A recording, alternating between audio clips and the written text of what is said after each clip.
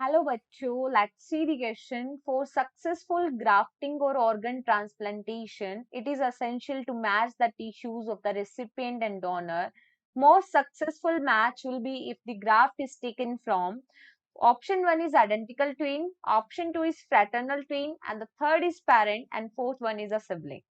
देखो क्वेश्चन में बोला है कि ऑर्गन ट्रांसप्लांटेशन जिसको ग्राफ्टिंग भी कहते हैं, तो सक्सेसफुल ग्राफ्टिंग के लिए ठीक है is essential to match the tissue of the recipient. तो देखो रेसिपिएंट जो कि ग्राही होता है और डोनर जो कि डोनेट करता है, उनकी टिश्यू की मैचिंग होनी चाहिए. और इसमें बोला है कि जो सबसे सक्सेसफुल मैच होता है वो कहाँ से लिया जाता है.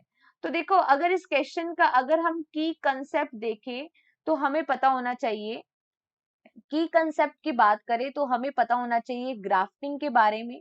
ठीक है, ग्राफ्टिंग जिसे हम कहते हैं also known as the organ transplantation. ठीक है, अगर किसी पेशेंट का ऑर्गन डैमेज हो चुका है, ठीक है, और उसमें किसी अदर पर्सन का ऑर्गन ट्रांसप्लांट किया जाता है तो उसे ग्राफ्टिंग कहते हैं. अगर हम बात करें तो ऑर्गन ट्रांसप्लांट के डिफरेंट टाइप्स होते हैं. तो ऑर्गन ट्रांसप्लांटेशन के अगर हम टाइप्स देखें तो इसमें आता है ऑटोग्राफ्ट. ठीक है, ऑटोग्राफ्ट में क्या होता है कि सेम इंडिविजुअल का अदर टिश्यू लेकर अगर ट्रांसप्लांट किया जाता है तो ऑटोग्राफ्ट कहते हैं. इसका एग्जांपल होता है स्किन ग्राफ्ट करना, कि उसके एक बॉडी पार्ट से या किसी हिस्से से स्किन को लिया गया और उसको दूसरी जगह ट्रांसप्लांट कर दिया जाए. ठीक है, और ऑटोग्राफ्ट जो होता है ये मोस्ट सक्सेसफुल है.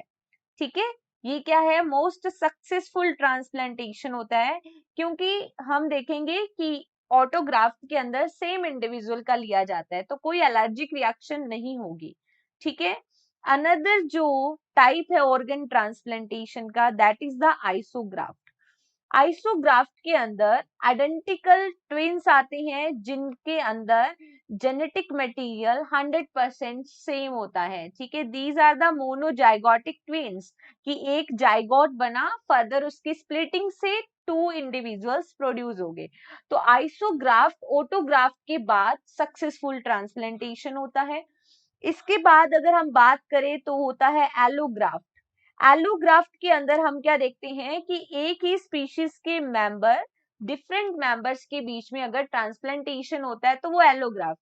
जैसे कि फैमिली के किसी मेंबर के बीच में होना, ठीक है, जैसे सिबलिंग्स जो कि रियल ब्रदर एंड सिस्टर्स की बात करें, पेरेंट्स के बीच में अगर हम बात करें, या फिर हम बात कर सकते हैं डाइजाइगोटिक ट्विन्स की.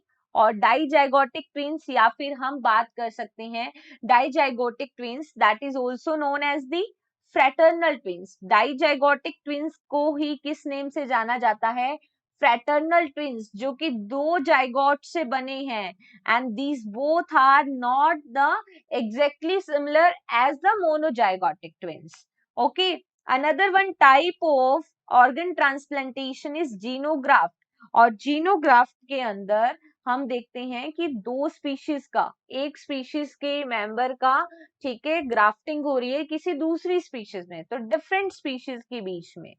ठीक है, यहाँ पे तो स्पीशीज ही क्या होगी, डिफरेंट होगी. ठीक है, अब यहाँ पे देखो मोस्ट सक्सेसफुल पूछा है, तो मोस्ट सक्सेसफुल वैसे तो क्या होता है ऑटोग्राफ्ट, ठीक है, इंडिविजुअल का खुद का.